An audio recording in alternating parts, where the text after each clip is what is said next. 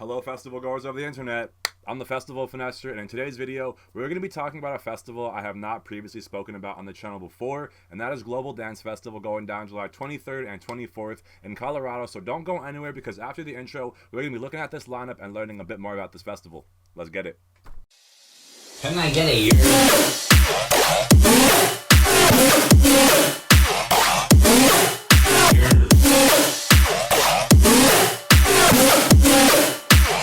I'm the Festival Finesser. Finesse gang, can I get a year? What's good, everybody? Thank you for tuning in to another video. For those of you guys who are new here and do not know me, I'm the Festival Finesser. This is my channel, a channel that revolves around music festivals and live music-going experiences with a focus and concentration on dubstep and rhythm. If you are not following me at a festival day by day, you're probably following me at a show in New York, Philly, Delaware, Virginia, Maryland, basically anywhere I go, you guys are coming with me. And if you're not following me at a festival or show, probably sitting with me here at this desk, getting life hacks, trick tips, festival reviews, lineup reviews, EDM news, controversial debates, and any other words of advice I can give to you guys to make sure you can have the best festival going experience possible. So as I mentioned, today we're talking about a new festival for me. It's not a new festival, it's been around for a couple years, I feel like, but for some reason we're just talking about on the channel now. So, Global Dance Fest, actually it took place at Red Rocks for a couple of years, but they really wanted it to be more of a festival vibe and more of an immersive festival, not just kind of like a one-stage festival kind of thing, because you can't really do much at Red Rocks. I've been there, and you can't really have a festival at Red Rocks because, like, the stage is on, like, bleachers almost, like stairs, so you can't mosh, you can't really dance, you're limited.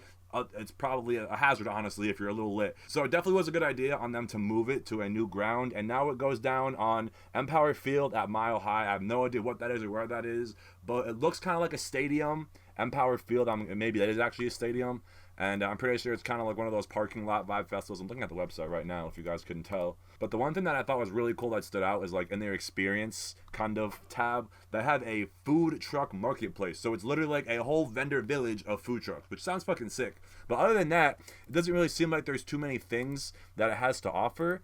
As far as like attractions go on their page, they have art installation, silent disco, food truck marketplace, which sounds pretty dope, performers, and that's really it. So at a glance, it just kind of seems like a city festival. Nothing too crazy. Probably it is a 2-day festival, and it's happening pretty soon. Like, it's happening in 44 days. I saw this lineup like probably a week ago or less. So I feel like there's not a lot of time to promo this festival, but I feel like a festival of this caliber doesn't really need promo because it's probably been around, it's probably big as fuck, and it's probably doing like 100,000 people type shit, or maybe even like half. I don't know, numbers are not my thing. But is there anything else here that I think we should look at? No, there was a whole section about tailgating on the website, but that's kind of irrelevant. But I did think it was kind of crazy how much stuff they had about tailgating. So I feel like because it isn't a stadium parking lot, they're kind of used to that kind of vibe, and people probably go there and tailgate and pregame and then go to the festival. So that's the kind of vibe you're getting with this festival. Now let's look at this lineup for 2021. So like I said, it's going down July 23rd and 24th. And I don't think I'll be able to go because I think there's another festival happening that day, and I can't. Flying to festivals for me is so hard. You know, it's just so expensive to fly to the festival and then get a hotel and then get tickets on top of that, and then you got to worry about food, Ubers, all that kind of good stuff. So flying to festivals for me is very expensive, camping or not, because if you are camping, you got to worry about camping gear, glamping, and again, travel. So come on, bro. So yes, lineup now. Sorry guys. So kicking off, we have 4B, and typically that, like, when I hear 4B, I think Jersey Club, but I feel like he has kind of morphed his sound and evolved a little bit into more of a kind of all-around DJ. I've seen him play heavy shit and open up for Kaiser. I've seen him play like club shit, house shit. So he's kind of all over the place and definitely can be a vibe. And I feel like, he's going to play a kind of an all-over set because this lineup is all over. It's not a very heavy house festival. It's not a heavy bass festival. It's not a heavy dubstep festival. It's kind of a variety of festivals, and it seems like it'd be probably a festival with maybe 3 stages max out, I feel like, based on this lineup. Maybe even 2, because it doesn't look like there's too many names on this lineup. So next we have Ablation, who I'm not familiar with. Adam Stark, not familiar with. Antenne, I'm not familiar with. I'm going to assume these are all house acts. Bass Physics, I'm not familiar with, even though it sounds like a bass artist. Born Dirty, I'm pretty sure is house. Brondo is definitely dubstep, definitely bass. And then we have Carnage, who is kind of a controversial artist, but every time I've seen Carnage, he's lit, and I'm just going to leave it at that. He plays a lot of all types of genres and, definitely can kind of cater to a crowd. Then we have Clapton, who I'm not from. I am familiar with Clapton, but I don't know why. I feel like they're house, but yeah, I don't really know all that much. Claude Von Stroke, though, I definitely know his house. Decadon, dubstep with a little bit of like rock and roll influence, kind of like a mini Sullivan King kind of vibe. And then we have Dioro, who is in that electro, big room kind of house category. And then we have Dion Tamer for the dubstep people. Going to be giving you a little variety of all kinds of bass and dubstep, not just like the heavy shit that he's known for. I feel like he's actually not known so much for heavy shit and kind of like just all kinds of dubstep. Like his albums are very diverse, and you get bass house and just like some weird shit and some feelsy shit, and yeah. So, but his production is fucking A1. So hype to see Dion this festival season. Then we have Dr. P back to back Fun Case, which has been very prevalent. I've been seeing a lot of Dr. P and Fun Case back to backs, which I'm not the biggest fan of because they're like I always talk about this. They're two very kind of like different parallels. Fun Case, they're both dubstep artists, they're both bass artists, but Fun Case is very heavy, and Dr. P is a little bit more like fun, kind of like a Ray Volpe kind of dubstep, if that makes sense. I don't know, it just kind of has more of like a happy vibe to it. It's still heavy in some aspects, but it's a little bit more like robotic, not so much like metally and deathy, you know, like tear outish, if that makes sense. And then we have Dom Dalla, who is, I'm pretty sure, a house artist. Ecotech, I'm not familiar with. Eli and Fair, I'm not familiar with. Fucking Excision, bro. That's a big up for this festival. That's like a huge addition onto this festival for me. And then we have Fable, who I'm not familiar with. Gabriel and Dresden, I'm also not familiar with. I'm going to assume these are DJ artists again. Or maybe some local artists. I'm not really sure. To be like, I've never heard of these names at all. Or seen some of them. For like, you know, some of them I have, obviously, like Clapton and fucking... That's actually probably the only one I've seen up until this point that I kind of know. Dom Dalla, Dioro. Anyway, who we at here now? Jealous? That's probably what it is. I don't know.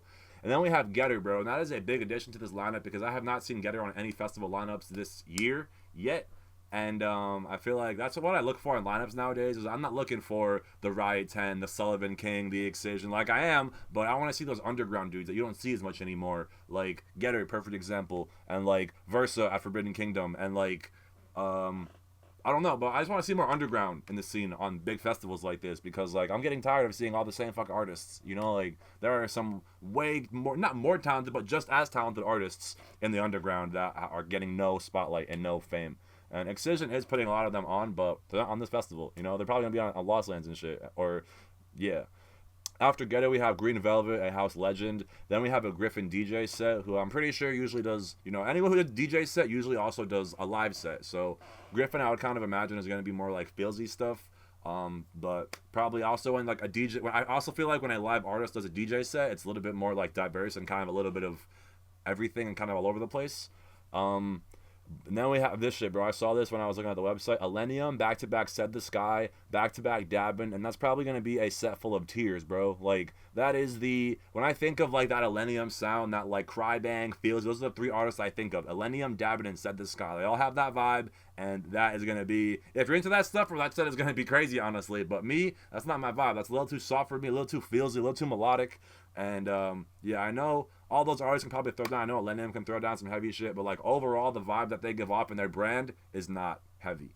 So y'all know that's what I'm here for: the heavy shit and the high energy and the upbeat.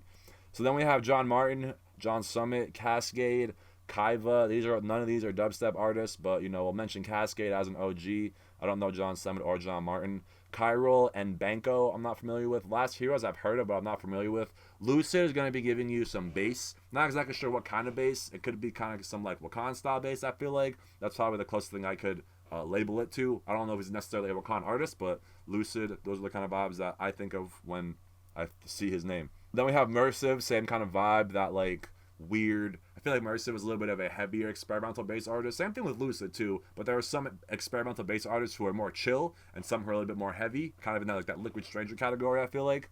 And then we have Midnight T, who's just going to be heavy as fuck. That is definitely one of the heavier names on this lineup. And then we have Emport, who I'm not familiar with. Of the Trees, again, bringing you those same kind of vibes as Immersive and Lucid, I feel like. But I feel like Of the Trees is also going to give you a little bit more of a chill experimental set, as I mentioned. Immersive and Lucid a little bit more heavy. Experimental, Of the Trees is going to be a little bit more weird and chill. And then we have Option 4, who I'm not familiar with. Player Dave, Riot 10, big act for the dubstep dudes. And then we have Sasha Roboti, who I'm pretty sure is house. Smokeland, I'm not familiar with. Spencer Brown, I've seen on some lineups, but I'm not familiar with his genre or style. Stone, I'm not familiar with. Sullivan King, not much to be said about him. Dubstep, screaming, metal, and That's really it. Those are the three kind of vibes that are going to get incorporated and meshing together for a Sullivan King set. Then we have Chami, another house legend. Chami's one of my favorite house artists and always kind of has been. It's like a guilty pleasure of mine, honestly. And then we have Fiesta, the fucking legend, like the dawn of just honestly probably EDM. Like Tiesto is up there with like Skrillex, and like he is definitely one of like the pioneers of EDM music in my opinion. Then we have Tritonal, who has been around for a long time, honestly, and they have more of that like feel good, uplifting vibe, but also kind of like a more upbeat and energetic vibe. Kind of like some Galantis kind of vibes. That's how I would compare them to. And then we have Seruda, again falling in that Wakan kind of bass category with Immersive, Of the Trees, and Lucid. Going to be giving you more of a chilled kind of like, I don't even know, a chilled, heavy, like wobbly, wubby set. I feel like Seruda is going to be giving you more of the wubs than anything, I feel like, and just kind of like that chill bass. But I haven't seen him like really ever, honestly. I just kind of know when I've heard things and seen him on other lineups. Then we have Saruta, who is going to be bringing some more chill kind of vibes, definitely in that Wakan category as well. Not necessarily a Wakan artist, but those are the vibes that I think of when I see artists like Saruta and Lucid and Of the Trees, and yeah. So continuing on here, almost wrapping up, we have Two Commas, who I'm not familiar with. Yeti, again, that weird bass, definitely going to take you on a musical adventure and roller coaster of emotions and vibes and sounds. And then we have Yado, who I'm not familiar with. Zen Freeman, I'm not familiar with. Zomboy, I am familiar with. And again, bro, the dubstep artists on this lineup are fucking good. Like, there's a nice roster of dubstep artists. Even though it's not entirely dubstep, the ones that are on here are very prevalent, and they are kind of like, you know, very relevant and popular right now. And then the last one on here is Zookeeper, who I'm not familiar with. And that wraps up this lineup. So as I mentioned, there is not too much dubstep on here, but the dubstep acts that are on here are pretty like top tier. You got Zomboy, Riot 10, Midnight T, Dr. B and Funkcase, Sullivan King, and Brondo, Decadon, Dion Timmer, Excision, like right in the middle, just hiding there, Getter. So like there are some dope names on here, and a festival like this would be kind of cool because you wouldn't really have any conflicts. I feel like you know who you want to see. There's a handful of artists.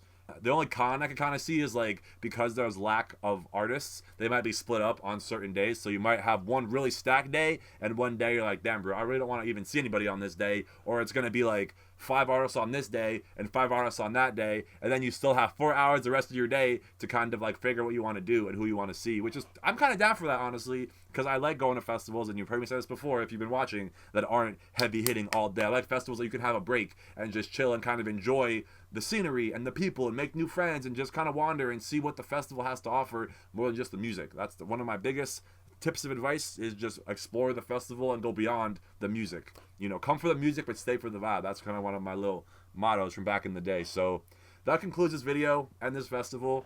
Definitely a nice lineup. Definitely catches my attention in a sense. Not at a glance. You really have to kind of like look into this lineup to, you know, to figure out like where the hidden gems are. But there definitely are some ones, as I mentioned, and I'd probably send it to this festival if the price was right. You know, if it was closer to me, I would definitely go. Because like I said, those dubstep names are nice on here, and there's no really competition. You could probably find some new artists going to this, because there's a lot of artists that I don't know, and that could be because they're from a different genre, and I'm really kind of not like closed-minded in dubstep, but like I really just know what I like, and it's dubstep and heavy. But I also like bouncy and fun, and some like house tracks and some heavy wook bass and some weird wook bass. But overall, I fuck with this lineup. This festival has my attention. I'm gonna be keeping my eye on it as, you know, it gets closer, and, you know, next year and the years to come. So thank you guys for watching so much on the Festival Finesse. If you guys have ever been to Global Dance Festival, or you have any information on it, let me know in the comments below. Share some thoughts, insights, stories, experiences. And with that being said, I will see you guys for the next one. Much love and peace out.